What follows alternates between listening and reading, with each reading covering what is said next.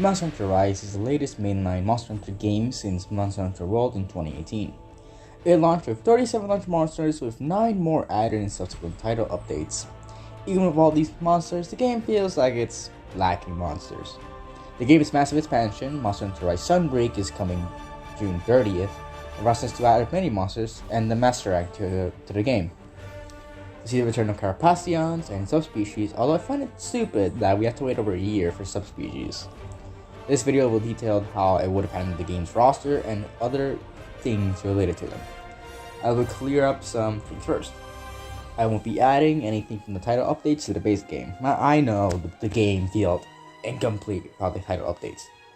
Although I would like to keep that because I believe that the updated roster more than makes up for that. I'll be making updates to the title updates, mainly because the roster can't be big enough. I will also not be adding anything from Master's SG rank, since that rank will be added in some break. With that cleared up, let's move on to my first change. It involves changes related to pre-existing monsters. This is a pretty short segment, I won't go on for long. I would add Apex armors and weapons. They'd just be like normal armors and weapons for the counterparts of the Apex monsters, just more potent and more powerful. They'd have the card scheme of the Apex monsters. With that out of the way, let's move on to the monsters. We're starting with the low rank monsters.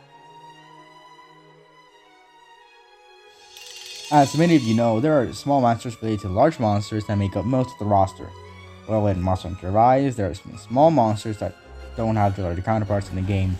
In one case, a large monster is the younger version of another large monster. There's one monster that doesn't have this relation with other monsters, and it's here because its motto is already in the game. We're going in alphabetical order, and we're starting with Bulldrome.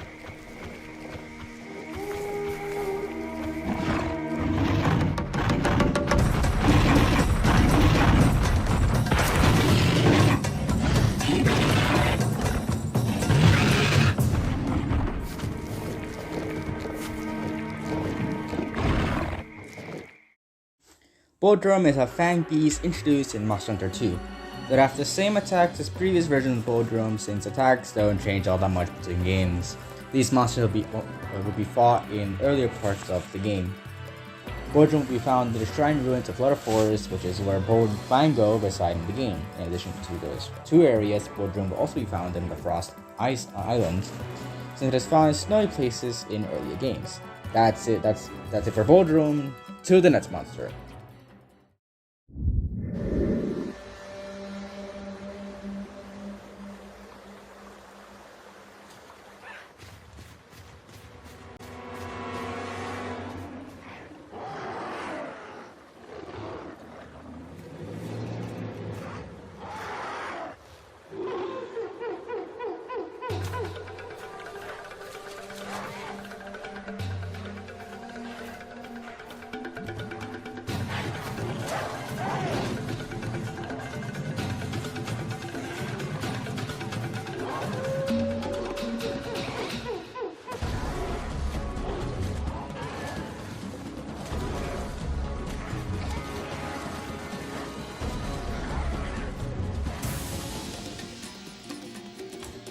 Great Jaggi is a bird wyvern introduced in Monster Hunter 3. It is very similar to Great Jaggi and Great Rug, although it does not possess any ailments.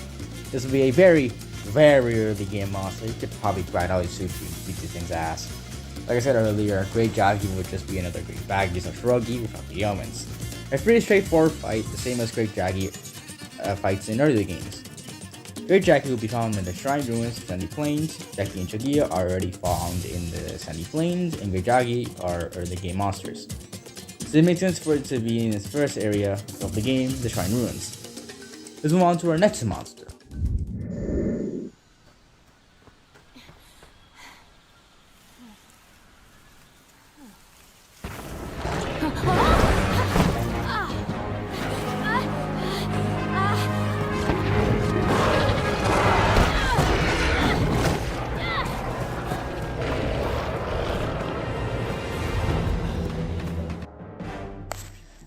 Great Jagras, our favorite punching bag. Great Jagras is a fanged wyvern introduced in Monster Hunter World. This is one of the most recent monsters being introduced in the same generation of Monster Hunter as Rise, the 5th generation. It'd be one of the first experiences with a fanged wyvern in the game, and would be an interesting monster to hunt this early in the game. It would fight like it does in World, just even more pathetically thanks to the wire bug mechanics. It'd be like a smaller, way easier, non-elemental to Trinodon. Your Jagras will be found in the Shrine Ruins Flood Forest, where normal Jagras are already found, to the next and final Ludroth monster. At least the final one for now.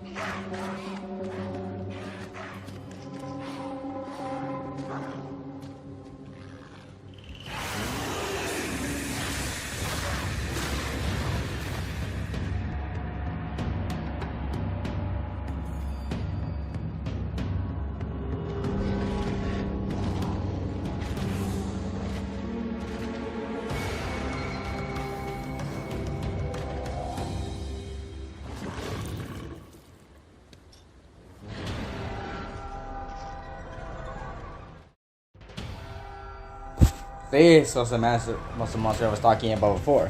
That guild master guy has a baby was a pet, and if a baby is here, that means that Tetsucabra and Gamura.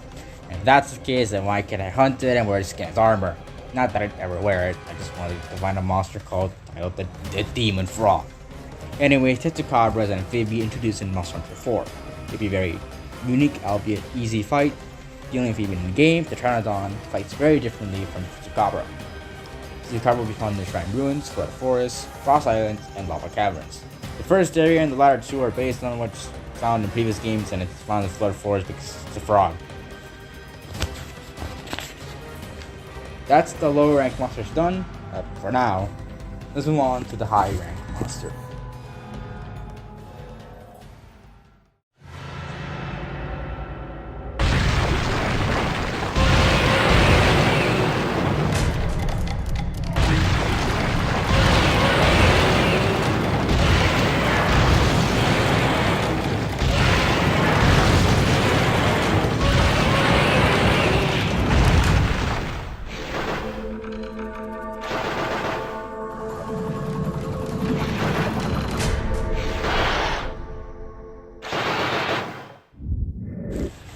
Monster Hunter Rise needs more Leviathans that don't have to do with water. I know Mudron has the whole mud thing going on, but mud is just wet dirt and honestly screw Mudron.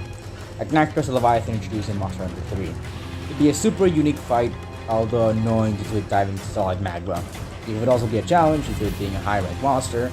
It would also most likely require rework of the lava caverns to work though. I mean anything to experience something like Agnaktor.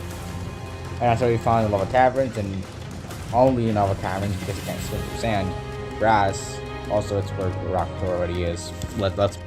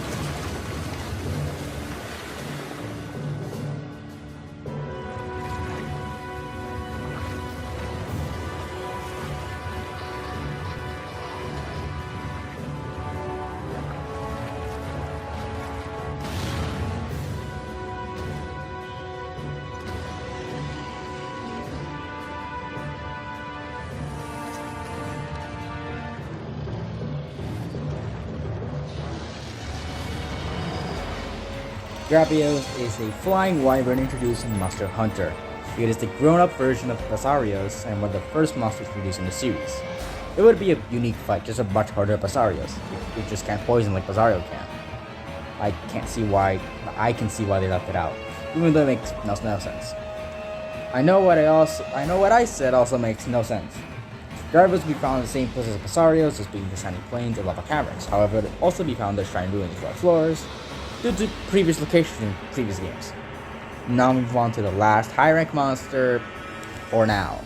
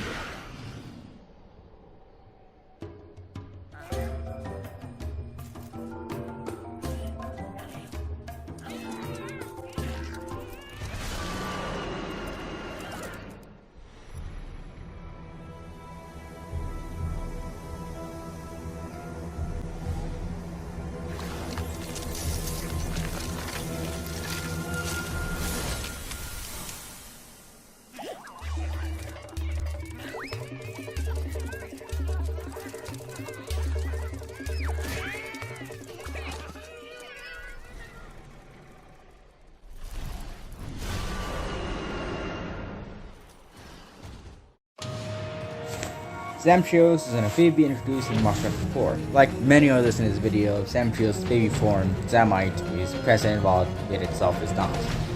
Zamtrios edition complete the amphibian roster without counting any substitutions/deviants. Its fighting style will be very different from Tetsucabra and the Trinodon, which means that you'll have to prepare for each amphibian differently. You can definitely see a quest that features these three, plus its ice element will be interesting and annoying fight. Zamtrios will be found exclusively in the Frost Islands. Zamite is also exclusively found in this location. This is the only location where Zamtrios fits. Why would a giant shark frog that has ice attacks be doing in the desert? You must be thinking, that's it? 7 monsters? That's not that many. I'm not even started. We still have a truckload of different versions of monsters to go over. Time to inflate the monster roster with recolors of pre-existing monsters because I can, and so can Capcom. Let's start with the subspecies. Purple Ludroth is a Leviathan introduced in Monster Hunter Portable 3rd. This is going to be a much more unique subspecies than the following one, something that will become apparent due to my short descriptions. Purple Ludroth will be much more deadly than normal Ludroth, as it inflicts poison and would inflict noxious poison either. The only other monsters that can inflict noxious poison are Aphids, Rathalos, and Chameleons. Purple Ludroth will be found in the same areas as Royal Ludroth, those being the flooded forests and lava caverns, although it will also be found in shrine ruins and is present in the deserted island. The starting area, Portable 3rd and 3 Ultimates. Now I move on to the high rank subspecies.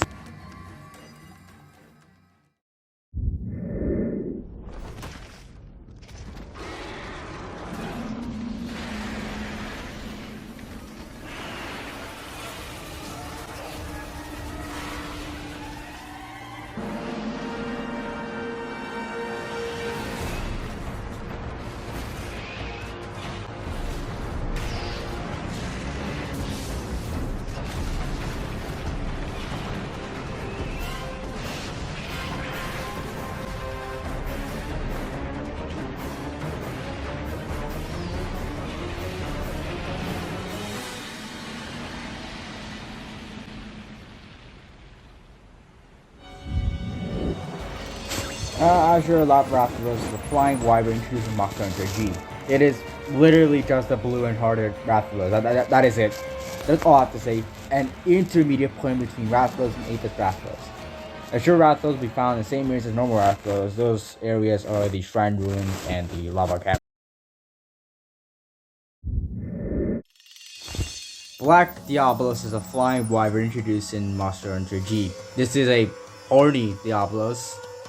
I am not sorry. In all seriousness, this is just a heart of Diablos. Probably very annoying to fight. I don't know. I've never fought it. Black Diablos will be found exclusively in the sunny plains, like normal Diablos. Although Black Diablos is found in the deserted island, the 3rd gen.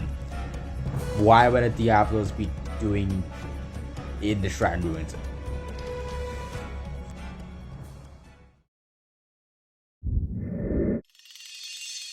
Black Gravios is a flying wyvern introduced in Monster Hunter G. This is quite literally just a harder and more aggressive Gravios. It will use more of its flame attacks rather than its sleep attacks and inducing attack. Not much to say. Black Gravios we found in the same as normal Gravios, the Shrine Ruins, for the forests and plains and lava caverns. I hope you're tired of the suspicion of just harder and more aggressive version of their normal counterparts. If you are, then Board out the thing for you.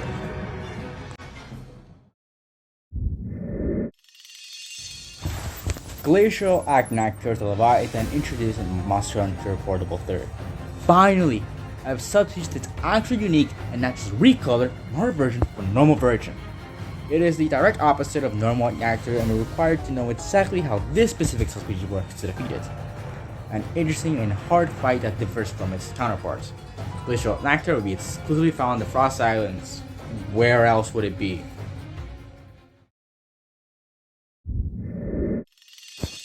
Green Narakuga is a flying wyvern introduced in Monster Hunter Portable 3rd. Oh god, we're back to the recolored and harder version of monsters. Current Narakuga is just a green Narakuga, so we need to make some changes to green Narakuga to make the fight more interesting. This is probably the only one I'll change. Green Narakuga would bring back the bleed elements. Coupled with that, it will be much faster than normal Narakuga. It hits slightly harder, not much since most of its attacks will cause bleed. This will be more of you trying not to get hit as often and as you would let other monsters hit you. Green Narakuga will KO you much quicker than other monsters, so you'll have to be quicker than it to defeat. Green Narakuga we found in some areas of normal Narakuga, those being the Shrine Ruins and Flooded Forest. Jade Baroff is a brute wyvern introduced in Monster Hunter Portable 3rd. Okay, something I don't need to rework. Jade Baroff uses snow as the armor instead of mud, so it'll be less annoying to deal with. I hate mud monsters, especially Almudron. Only Almudron. I made that clear, didn't I? Jade Baroff is a much more aggressive fight than normal Baroff. It is a lot faster and hits much harder. They will not stop attacking you until you're out of their vicinity. They will inflict Ice Blight because they hate you and want to kill you themselves. Jade Baroff is exclusively found in the Frost Islands. There's nowhere else that gets snow.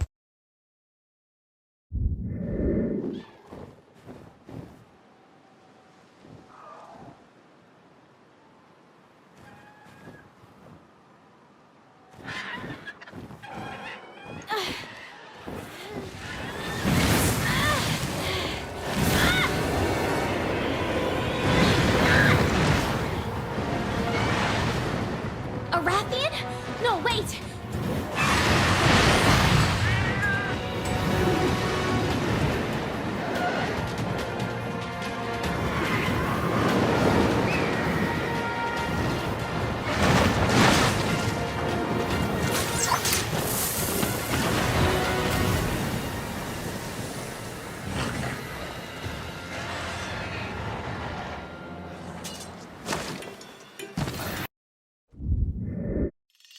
Pink Rathalos is a flying wyvern introduced in Monster Hunter G.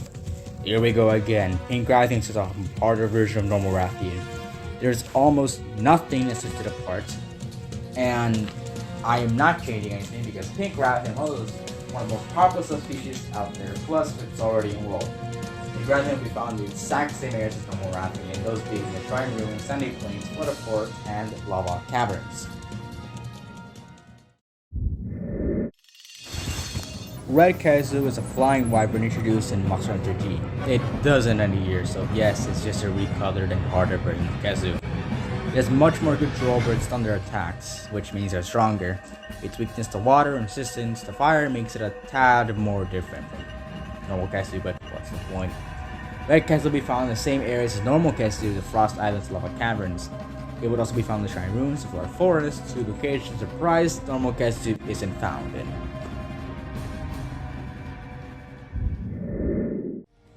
Rathalos is a flying wyvern introduced in Monster Hunter World. Although not part of the first generation species squad, it might as well be. It is very similar to normal Rathalos. Like normal Rathalos, it can inflict fire, poison, and sleep elements, although Rathalos has added noxious poison to its arsenal. It further expands the roster monsters that can inflict poison, which I hope makes people suffer hunting this thing. Gravios stars can be found in the same areas as normal Zamtrios, the sandy plains and lava caverns. It would also be found in shrine ruins due to the Everwood being similar to ecologically to the shrine ruins. The Everwood is the only location that Usurpers can be encountered in Monster Hunter 4. Sand Barrioth is a flying wyvern introduced in Monster Hunter 4 Level 3rd. Okay, this is also just a recolored and harder version of Barrioth, but it's automatically better because it uses sand instead of ice. Sand Barrioth is much more aggressive than its normal counterpart, a sentence I must have said 1,000 times by now. It is technically easier because it can't inflict any ailments, but that doesn't matter because thanks to its reckless behavior that you will hit. Sand Barrioth would only exist in the sandy plains because it's in its name. Pretty sure it would die anywhere else. That was it for the subspecies, but I'm not done with this segment of the video.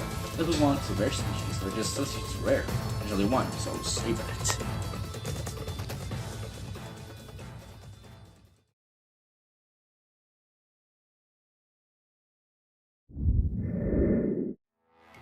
Molten Tigrex is a flying wyvern introduced in Monster Hunter 4. Jaggi is going to be here, so here's one of you gets to recommend it out. Yes, Molten Tigrex possesses Blast Blight. Think of a pre-5th generation brute Tigrex who can turn the battlefield into Hiroshima. His abomination of Wings of Ruin Gene Spice and will definitely make you hate yourself for even attempting to fight this thing. Trust me, it hates you too. Molten Tigrex can exclusively be found in lava caverns because honestly it's the only place this hellspawn can be allowed to live. Plus it makes sense thematically. If it were in the Frost Islands, that place would just be turned into a blooming forest while the hunt is over. The shrine ruins would look like California once the hunt is over. If I find this thing in an arena quest because the people coming would have lost their will to live. Anyways, I'm done with the segment of the video. Wait, why is the Apex theme playing?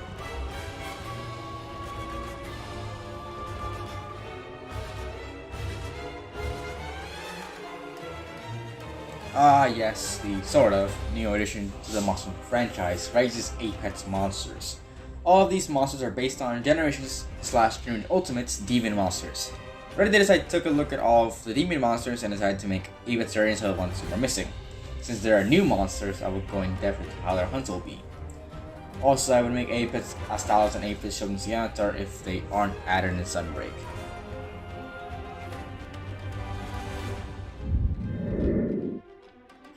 First up is Apex Lagambi. Apex Lagambi would behave similarly to Snow Baron Lagambi, its deviant counterpart.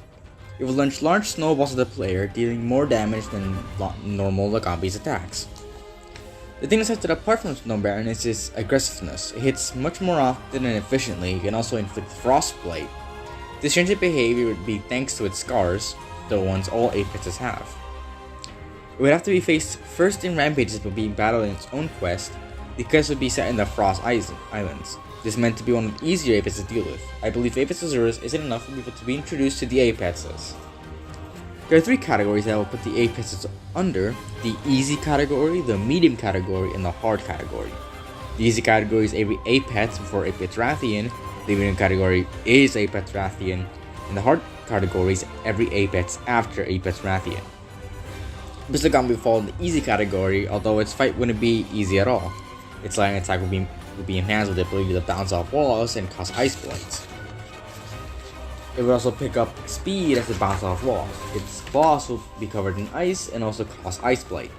The thing insists to welcome you to the 9th circle of hell. Apex Nargacuga would be an absolute pain to deal with. Why did I make it like that? Because everyone deserves to suffer. Apex Nargacuga won't just be a carbon copy of Silverburn Nargacuga, the demon counterpart of Nargacuga, but also take elements from Lucent Nargacuga. Like Silverwind, it can use the Pokemon move Air Slash to make your life harder. It would only use this attack when it's far away from you, as it will build up power the farther the monster is. It's also because Silverwind is annoying because it exclusively uses this move and spams it like a bad Smash player. What it takes from Lucent is its invisibility. It will only go into this mode when it's enraged and not zipping around the battlefield or attacking you. It will sneak up on you and then tail slam you. Its spikes are also equipped with toxins that will cause noxious poison if it hits you directly with it. If it hits you with the spikes, it will cause normal poison. The only way to counter its invincibility is to flash it. This monster goes in the medium category. Even the excrements you secrete from your body are how hard to stun. How to sneak some toilet human somewhere. The sneak in joke wasn't even intentional. I don't think when writing the scripts. 8% of our group will be fought in the rampage we have to be fought on the rampage to be fought in its own quest, where we found in the shrine ruins. This is how it would have made the base game. The potential Sunbreak video will be much worse. A new addition is getting its own Apex. Just like Apex Kuga, Apex Tetsucabra will take from two versions of the monster, Berserk and Drill Tusk. Berserk Tetsucabra is a subspecies, and Drill Tusk Tetsucabra is a deviant. Now let's put the demon in Demon Frog. Belongs right there with Molten Tigers and our net and final Apex, but let's not get ahead of ourselves. What it takes from the Drill Tusk is the absolute bulk. It can grab, crush, and smash boulders on the player whenever it likes. The smash attacks would cause stun, all the crush attacks would send shrapnel everywhere. It would hurt everyone in the vicinity of the monster. What it takes from Berserk is the ability to grab explosive rocks and make them explode. Everything except Brachydios can use Blast Bite in this game. It's not that Brachydios lost everything that made it unique, it's just that it doesn't exist in the vicinity of Kamura, probably for the betterment of the Kamurans. Apex Tetsucabra would be the easy category for Apexes, even though it doesn't seem so. Of course, some Hellspawn would be easy to kill. Apex Tetsucabra would have to be fought in the rampage for getting its fight in the Flooded Forest. Now, onto our final Apex. Apex Tigrex is pain. That's the way I can describe it. Pain. The combination of Brute and Grimclaw Tigrex mean that it's the most aggressive thing you'll ever encounter. A genuinely unforgiving, ruthless Apex predator. What it takes from Grimclaw is his energy attacks. When it slams the ground, they can either create gold explosive energy or spillage of steam. Your attacks cause either Ice Blight or Water Blight. It will have slightly different animations before using either attack, which means you have to pay close attention, to know what they're prepared for. What it takes from Brute is the absolute aggressiveness. It moves fast and hits hard, much more deadly than normal and Molten Tigrex. It can KO very easily, with a combination of both of its slamming attacks and the strength of its slams. It would be the only Apex added to the hard category and would have to be faced in rampages before facing it in its own quest.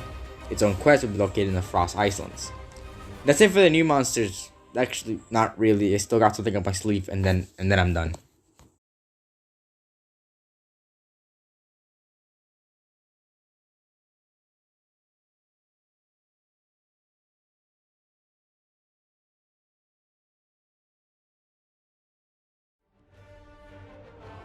Alright, so for this hypothetical third free update, it would add new story content and will be purely for Monster Quest. It would add 3 new monsters that will surely cause extreme pain. It introduces 1 new monster, the original version of a variant, and the variant of a monster that is already in the game. These are all Elder Dragons. Without further ado, let's begin.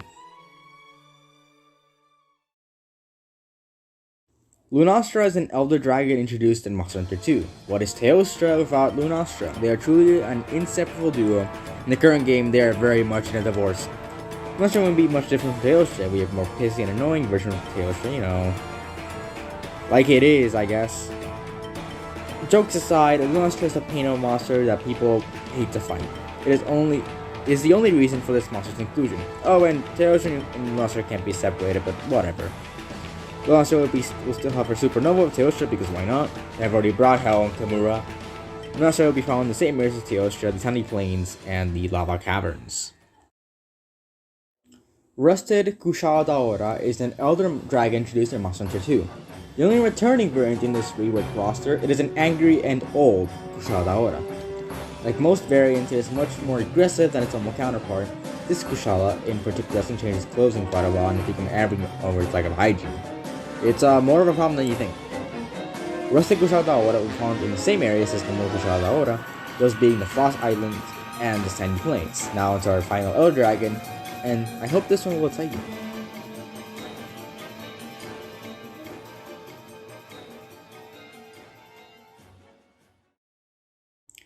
Valstrat is an Elder Dragon introduced in Monster Hunter Generation Ultimate. The long-awaited return of this monster instead of a variant introduced in this generation. Valstrat will be a much calmer version of Crimson Glow Valstrat, although it would be much more in control of his dragon element. Even with the introduction of this variant, this will be unique and would take a different approach than its variant's fight. A much quicker Valstrat is his speed rather than brute strength. Watches will be found in every map, just like Crimson Glow. It will be in every single map. No matter where you are, it will find you and proceed to kill any monster near it to face you alone.